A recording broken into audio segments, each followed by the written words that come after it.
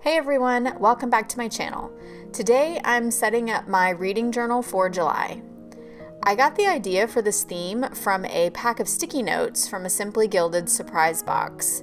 It's this floral vellum sheet that is so pretty with this beautiful metallic silver bow on it, and I'm using it kind of as a background for this little mini collage that I'm about to create. I'm also using some page flags and half circle sticky notes that I got from Amazon as kind of like a washi tape and a little sticker to decorate the page. So I was noticing the other day that my reading journal is almost full, and I don't think I'll be able to get the rest of the year in my journal, or in this specific journal, and I'm a little bit sad about that because I am obsessed with this little fairy and the white faux leather cover. It's just so beautiful, and I'm so sad that I can't buy it anywhere. I would totally buy this book again and use it a million more times.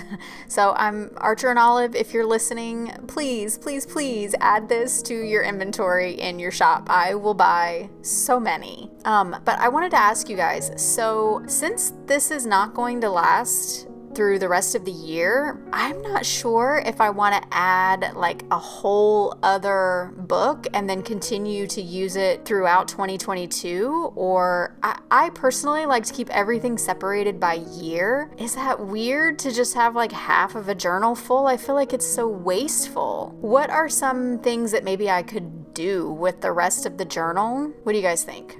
Let me know if you think of anything for me.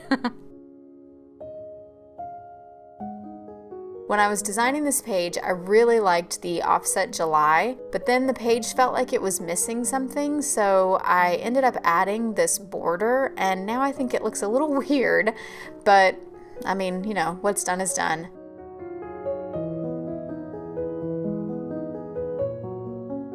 So now we're on to my TBR spread and my reading log. I almost didn't do a TBR because I've been in sort of a reading slump, and I've just kind of been reading what I felt like instead of what I planned, but I do have some books that I am dying to read, so I put them in this month's lineup. Whether I will read them or not is a whole other thing.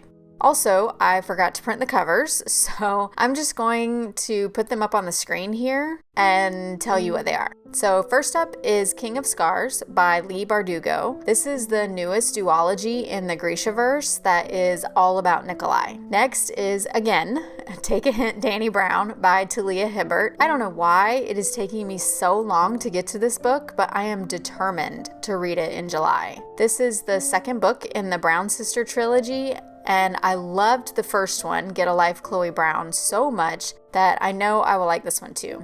Next is The Hunting Wives by May Cobb. This was one of my Book of the Month picks, and I cannot wait to pick it up. It's a thriller, and after reading The Last Time I Lied by Riley Sager, I am craving another murder mystery. The last book on my TBR is Malibu Rising by Taylor Jenkins Reid. I've heard nothing but great things about this book, plus the cover is like the ultimate summer vibes, and I am completely here for it.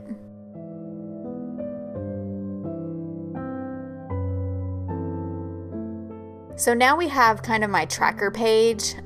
This is where I will bubble in what type of book that I read every day, whether it was a physical, audio, or digital book.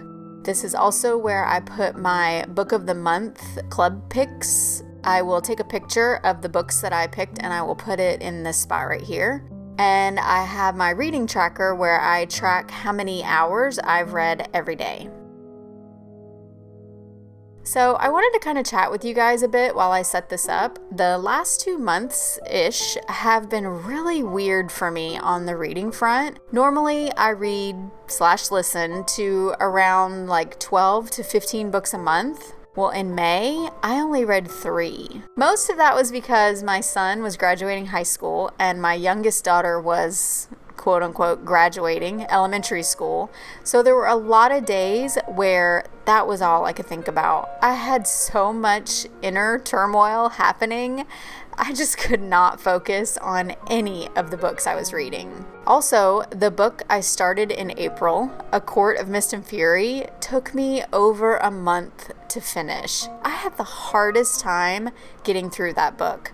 It was amazing, don't get me wrong, but my heart was just not in it. After that, I just wanted something light and easy, so I read What You Wish For by Catherine Center, which was a really good contemporary romance. And then I immediately picked up People We Meet on Vacation by Emily Henry, and man, did that live up to the hype. I loved that book so much.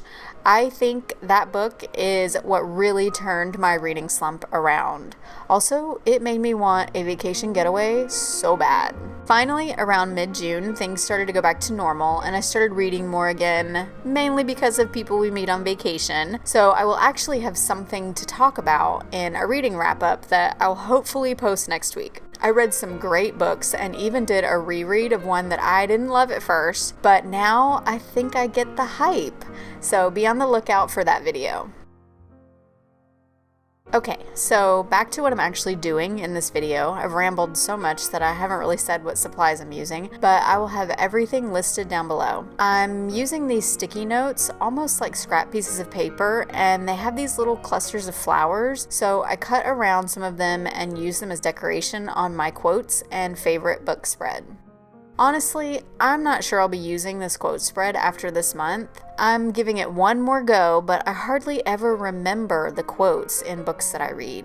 Sometimes I try to put a page flag or sticky note or make note in my phone of something from the book I'm reading, but honestly, I get so engrossed in the book that I always forget. My mind is usually completely on what I'm reading, so I never remember to mark a quote or a passage like that. I'm thinking of maybe doing like a favorite character spread or page or something like that instead of quotes. I think that would be really cool because there are some book characters that I feel like get kind of lost in these books that have a lot going on that I seem to really resonate with. And I think I'd really like to highlight some of those characters.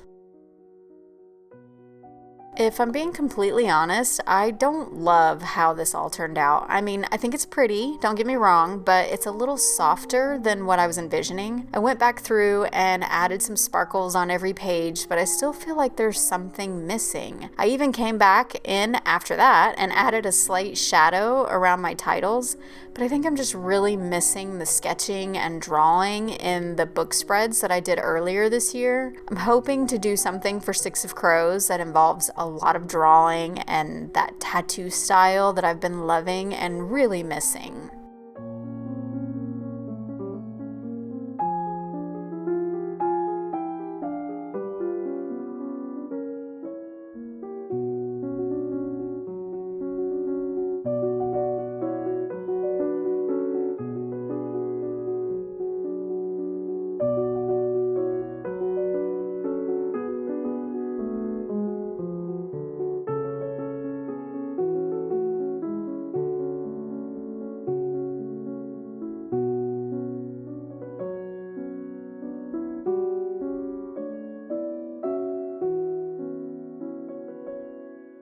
Alright, so that is it for this video. If you stuck around to this point, you are amazing, and thank you, thank you, thank you. Also, leave a comment down below of some of the books on your TBR for July, or even some books you've read that you think maybe I'll like. Don't forget to like and subscribe, and I hope to see you in my next video. Thanks so much for watching. Bye!